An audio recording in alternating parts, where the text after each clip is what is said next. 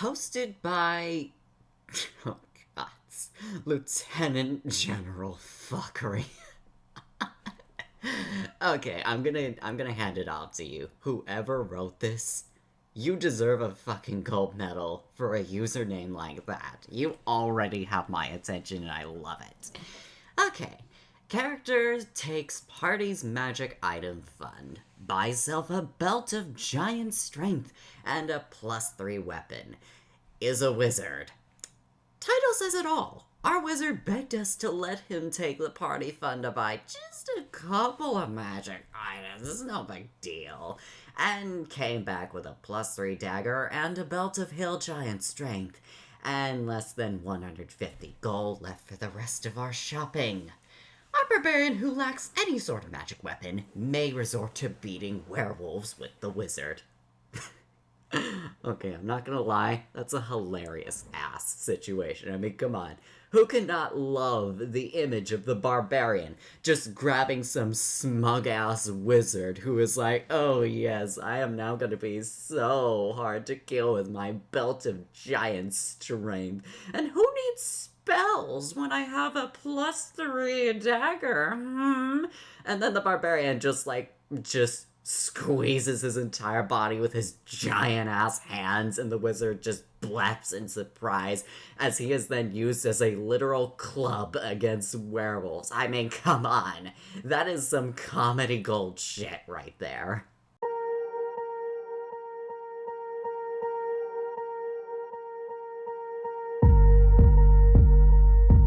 Greetings, travelers and seekers of stories, sagas, tales, and entertainment. It is I, the Lunar Skald, here to regale you with all of your heart's desires in anything between the comedic to the absolute cringeworthy.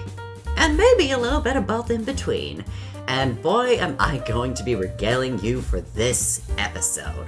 So, I definitely want to let all of you know that I am incredibly sorry for the lack of uploads for the channel. I've been planning on trying to keep a consistent schedule with uploading, but it's not necessarily easy trying to figure that out between two YouTube channels, and second, I may have gotten a little bit overboard with how many D&D campaigns I am being a part of.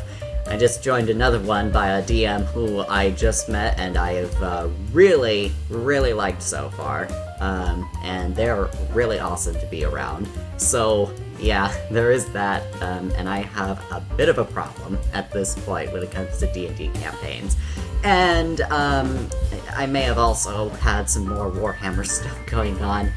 I literally just bought the Exorcist for the Adeptus Sororitas, and I'm too excited about that, and I am also trying to figure out when I'm going to find time to paint the figures, because I still haven't painted them. So I have been a little bit busy, and I really shouldn't be busying myself up with these hobbies as much as I have, but here I am. Anyways, so to make up for that, I have quite a bit to tell you about. I have a few stories that I'm going to be talking about, but even better, I have a 2-part saga for you, twice the entertainment for you, and this is going to be a total of 4 stories for all of you to enjoy. So, I hope that I can offer you with some entertainment with these 4 stories in particular. One of them you heard in the intro, but, a short one. But the rest, they're going to be a bit longer. This next one, however, is just going to be a tiny bit longer than the intro, but it's still pretty short and sizable, and also incredibly important for anyone who wishes to gatekeep a fun-ass hobby. You know who you are, and guess what? I am going to hate you, and I am going to make sure things are miserable for you. You got that? Okay, moving on. This next story is posted by user Rural Fight the Power. Their name says a couple of numbers, but Fight the Power. And anyway, 3 hours of wasted time just to find out I can't play a black PC. Now, just a slight tangent here. I just I just can't. I just can't with these kinds of gatekeepings. There has been a bit of a problem I've noticed with RPG horror stories that gatekeep based on whatever minority, really. Whether you want to play as a black character, whether you want to play as a woman, whether you want to play as a gay character, or someone who has a different gender identity than cisgendered, heterosexual white person who is also straight, there has been far too much gatekeeping by people who feel that they're so oppressed because they're being called out for being a gatekeeping bitch, and how they're being called out for being entitled because they only want to remember the days where they believed that fantasy only had white people and no one else. No one else was a part of fantasy, ever. Just white people, and that there is no way any other demographics could ever be in it. At all. It's just so frustrating. You have a fantasy world that doesn't necessarily have to be a part of the reality of the world that we live in, but you just have to try so hard to make it into your white paradise to pretend that people of other ethnicities and other sexualities or gender identities, they just don't exist. In a world with dragons, elves, dwarves, etc. I mean, I get a lot of these monsters and creatures and races existed in Nordic culture, and they're kind of branching out with other sorts of beings, but at the same time, you really have to make it all about the white people, don't you? You really have to play it that way. That's just sad, really. Anyway, so let's continue on with the story, my spiel away. So I hopped onto Roll20 LFG or IFG, I can't read that, I don't know what that's supposed to mean, and found a game. Applied through an annoying questionnaire and a whole screening process via Discord voice chat. Was accepted. Set out a time and date with the DM to do character creation since it was homebrewed and tedious. Go through the whole character creation process for 3 hours with the DM, and then we got to the PC token picture. He sent me a list of young British celebrities on IMDb, so I picked one off of there, John Boyega. I cut the background out and sent him the image. Instantly, I heard a groan. He then went on to explain how in his homebrew fantasy world, there was only white people in the city the game takes place in. He then said some bullshit about realism to try and justify it. I accepted the wasted time and just dipped. I truly can't understand why you would make an entire homebrew world just to segregate people in it. Quick little update. Last night on the LFG post, I left a comment saying something like, maybe you should let players know they can't play non-white player characters. Now it's the day after, and surprisingly, the post is no longer there. Wow, okay. Not only did they decide that other people just don't exist, but that he specifically made the fantasy world to only have white people, and then say something about realism.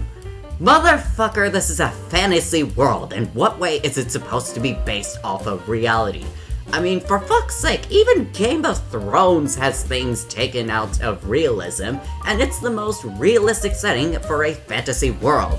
It has very minimal magic being used in it, but guess what? Magic does in fact exist. There are giants, there are elves, and there are motherfucking dragons that exist. And you mean to tell me that a world with white people and only white people is somehow more reasonable as a realistic world, albeit with magic and other fantasy elements, than motherfucking Game of Thrones?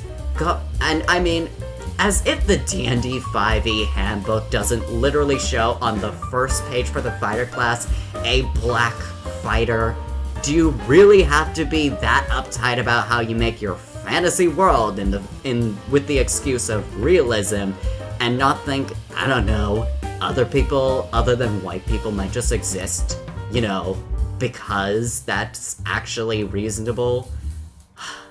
I really hate these kinds of people, and honestly, you really have no place in society if you really, really want to make some sort of belief that only white people exist and that's the only way to go about things. Just I don't even really know what to say, but I really think you just kind of need a little bit of a reality check.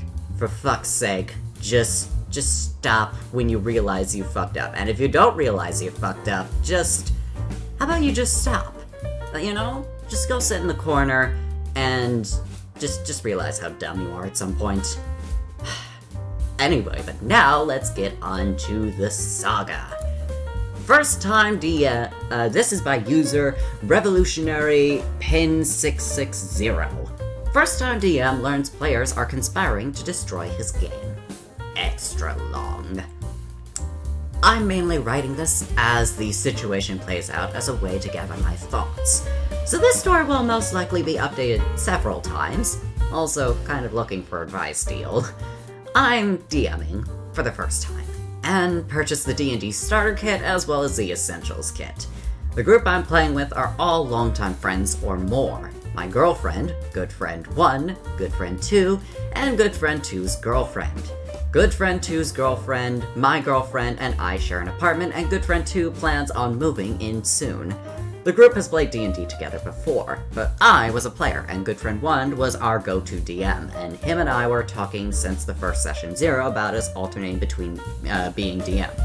I DM for a module adventure, then he DM a module adventure he was interested in, repeat.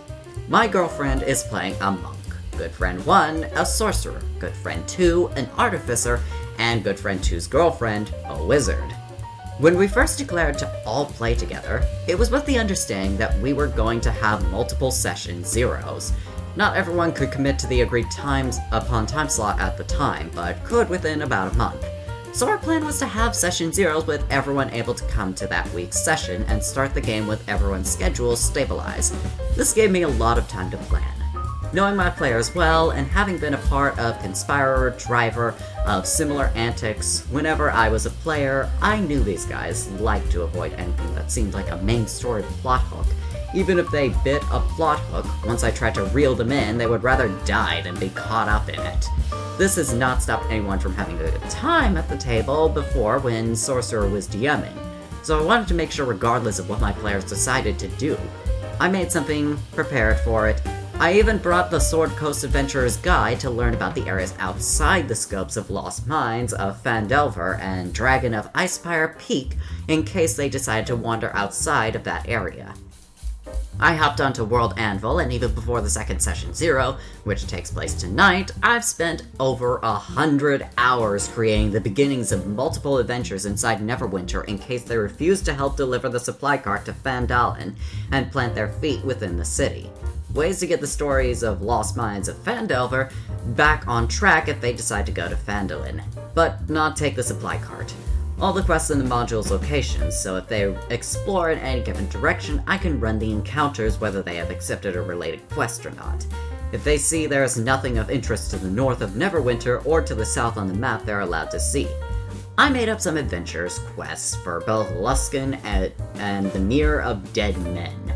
I currently don't know if things have already been published for those locations, but came up with ideas after reading their segments within the Sword Coast Adventurer's Guide. I also came up with reasons the sailors in Neverwinter wouldn't want to take the players back out to sea, but plan on setting an unreasonable price that would get them on a boat if they want to bad enough.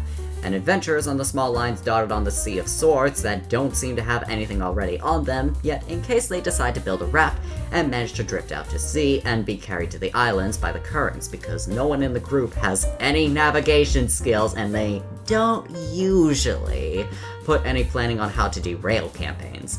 It's more spontaneous, and I never thought anyone's antics were malicious. D&D was just everyone's way to let out most of their childish, immature creativity. A common thing amongst most of our childhoods and strict upbringings was that our different creative interests were heavily suppressed. Now, the main point that made me wonder if this qualified as a r/D&D horror story, anytime someone within this group talks to someone else in the group, it's on speakerphone when we're at home or in our cars. We don't do this in public. More often than not, even private conversations, we'll usually step into another room before we take someone off speakerphone. When I woke up this morning and stepped out of my room, 3 of my cats were waiting outside my door for pats and attention and to tell me their food bowls were empty. My girlfriend is mildly allergic, so we don't let them in the bedrooms to keep them off the bed and the pillows. This is a morning ritual that keeps me at my door for several minutes. I didn't mean to eavesdrop, but couldn't help myself once I realized the subject of the conversation. Wizard was on the phone with Artificer, and Artificer was telling her to ask her coworker who loves playing D&D, what's the best way to ruin a game? Telling her I was going to have a story I tried to keep them on, and they had to do whatever they could to not be a part of it. Wizard didn't think his attitude about the game was appropriate, but within a couple sentences their argument devolved into something more private, so I walked away to feed the cats. I had been having mixed feelings about the situation. At first, I landed on, this will be a good opportunity to see if I under or over planned for players who want a more sandbox game. I don't want to seem hypocritical and be upset they're planning to derail my campaign, but the phrasing he used seemed to be too malicious to be written off as goofy antics. I'm trying to decide what my best course of action is. At the moment, have decided to confront him about it tonight at the Session 0, as well as revisit our expectations of the game that we discussed at the previous Session 0, to see if anyone has a different idea for what they want most out of their adventures. We also talked about dividing up the hobby's costs last week, reimbursing people for bringing food, snacks, drinks for the session, as well as the cost of the modules to divide the price evenly amongst the group. And I'm wondering if we should go ahead and put a more concrete plan for dividing costs before any more game-related purchases are made. TLDR, between Session 0's, first-time DM overhears conversation between players conspiring to ruin the game, unsure of how to proceed with the game.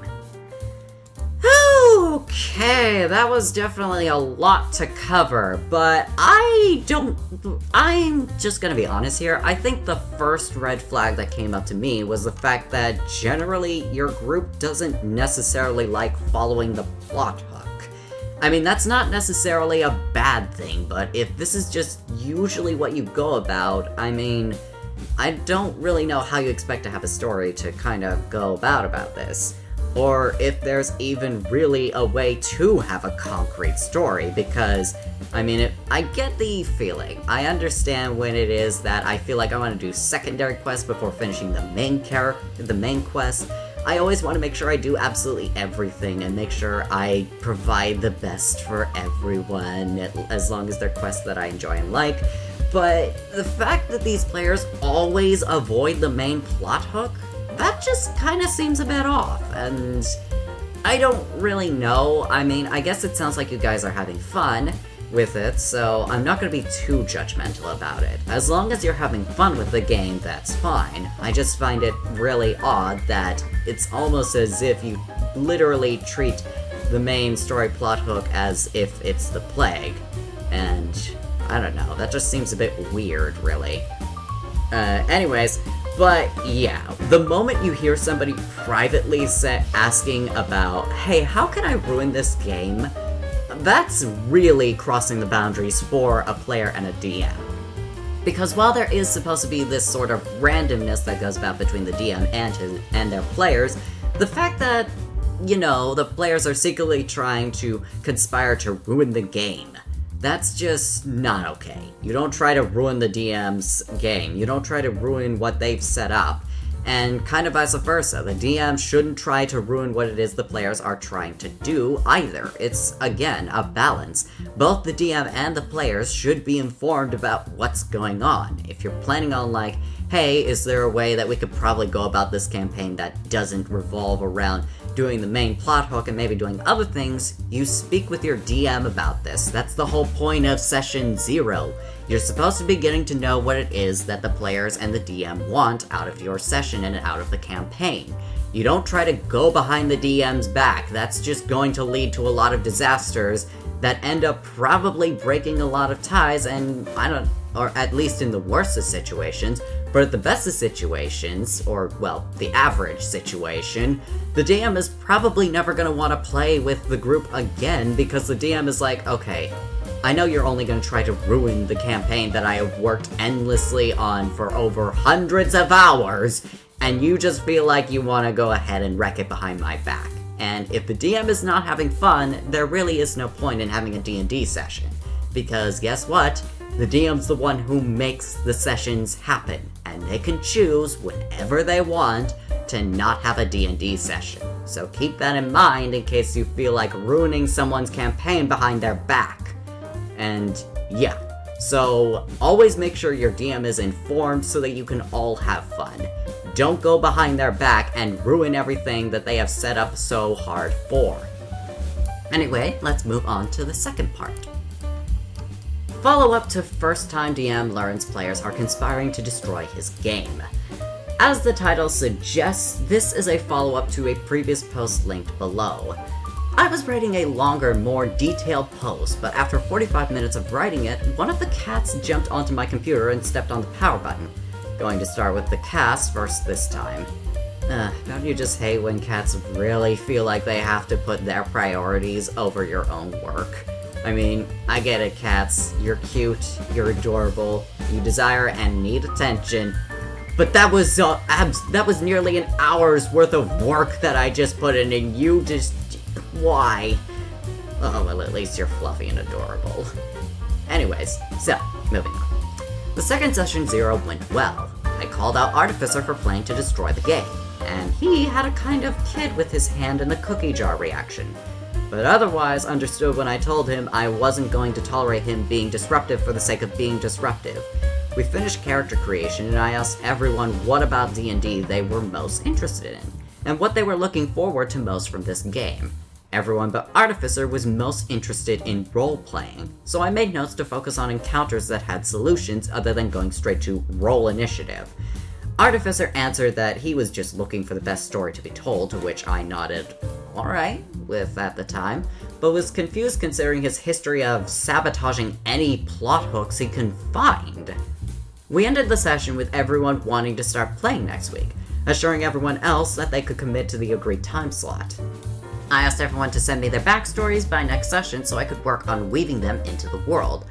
I emphasized I needed something along the lines of a brief childhood history or family history, why their character decided to become an adventurer, and what their character's ultimate goal is. Everyone but Artificer sent me exactly what I needed, and I was easily able to weave their history into the world and also came up with some quests and rewards specific to their characters. Artificer not only didn't send me anything until the day after our first play session, it's also the Artificer equivalent of the level 1 fighter meme who was a general in the army and a hero who's fought in over a dozen wars, but only has the ability of a level 1 fighter and probably doesn't have a high enough value in the right stats to back up those claims. That's always annoying. A summary of his backstory is his child gnome Artificer was apparently a genius, whose family exploited him to take commissions and sell his blueprints for weapons of mass destruction to the highest bidders, ultimately leading to a powerful empire commissioning him to design a Metal Gear from the Metal Gear franchise. Now, as absurd as this sounds, I do remember him asking me if Metal Gears could be in my name, and having heard of the series, Metal Gears could be in my game, oops. And having heard of the series, but being completely unfamiliar with anything about the story or lore of the Metal Gears series. I agreed they could be somewhere in the world of this game. My parents refused to buy me video games growing up, so I am ignorant to a lot of the famous long-running franchises that everyone else in my age group loves. I only know about a handful of games that caught my interest, and I was able to buy with my own money once I started working. I've tried to gently bring up to him that it'd be hard to explain how he was able to create these weapons of mass destruction with his limited level 1 Artificer abilities, but he insists he's still working on his backstory and there are details I haven't seen yet that will make it all make sense, and I feel bad because I did ignorantly agree to allow Metal Gears into the world. I've since read on a wiki what they are and did facepalm myself pretty hard, and I've been trying to give him ideas for how we can make his story make sense, but he's been shooting down all of my suggestions. I'm starting to wonder if he's just using his over-the-top backstory as a roundabout way to disrupt the game, and if what he meant by his best story was just his story. Edit, the computer won't fit in the bedroom. Also, Artificer's girlfriend is our roommate and is in the process of moving in himself, so difficult to have a gang going where he isn't involved. Okay, wow. Yep, okay.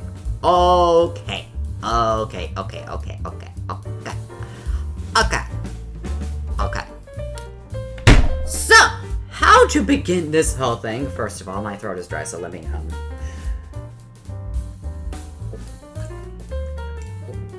Okay, So how to even begin with what we have here? So, we have a party that's mostly about a lot of roleplay. That's not too bad, really. I mean, I love being able to have the ability to flesh out characters. It's always probably what, in my opinion, the most fun thing about D&D. The combat can be fun, sure, but I always love the role-playing aspects. As much as I'm still trying to get myself into those, because it can be difficult to try and build something from nothing. But anyways, that aside, RPG and role-playing is just really fun to enjoy, and I'm glad that the group does enjoy a little bit of role-playing. So on that aspect, I can understand a little bit of randomness and the avoiding of the main plot hook, because they want to have a chance to flesh out their own characters and be able to figure out what more they can discover and be able to learn about their characters, their backstories, and how it could all fit into this world and actually feel involved. But then there's also just Artificer. Artificer just has to have everything be about him. This is something that many in the D&D community call, which is a very, very horrifying parasite and disease within the community, known as the main character syndrome. And oh, are they a parasite, because everything just has to be about the main character. Which, even though all the players are supposed to be main characters, no, it's this specific player that has to be the main character. Screw everybody else, NPCs, other players, and especially the DM, because their character is just so much more important than everyone else. I mean, look how many wars I've fought. Look how many dangerous beasts I've been able to defeat in this perilous time that didn't involve me saving anything, and then suddenly I come about and I save everything, only to start out as level 1. Yeah, okay. And then but this one takes it to another extreme. Not only are they also kind of like the tragic backstory of how they've been exploited, but they've been exploited to make not only one of the wealthiest commercial empires, but apparently are even responsible for literal weapons of mass destruction. How much more main character syndrome can you possibly get than having that kind of a backstory, where you literally have the power in your hands to screw over the world that the DM has provided? It's just over the top insane. Oh, that is just so painful. But I really am just hoping that this DM, that they can figure out how exactly to deal with this, because as they mentioned at the end, yikes, the fact that the Artificer has to be a part of the campaign because, well, they're in a relationship with your roommate who you really like hanging around, it sounds like. But Artificer just has to be Artificer just has to be there. And that's a really difficult position to be in. Had it been anything otherwise, I'm sure you probably already thought about this. What if I just kick this asshole out of the group? That's really the only solution at this point, but unfortunately, that's not even an option right now, because that's probably going to lead to some burnt bridges of people you really don't want to burn bridges with. With that out of the way, I think we're just going to end this episode here. I hope you all enjoyed the extra entertainment that came about and this saga that involved the absolute worst, well, maybe not the worst, but definitely a really problematic player. So take notes, DMs, players, do not allow this kind of main character syndrome to happen. And even similar ones, just don't let main character syndrome happen. I know it can happen on mistake a few times, But really, in most situations, that would just kind of involve a sort of private talk. But this person has really decided to not even bother with just accepting maybe a few criticisms. And since they haven't, yeah, I just don't imagine this going any other way, then I don't think your character's going to work, and if you're not going to try anything else, then there's nothing I can do. So, with that out of the way, we're just gonna end the video here, and I hope you enjoyed this series of tales and this saga that I have provided for you. If you did, be sure to hit the like button and share it around with people. And and maybe subscribe if you want to see more RPG horror stories and other stuff along the way. And until next time, rest well this fine evening, night, and think well on these tales I have told. Farewell.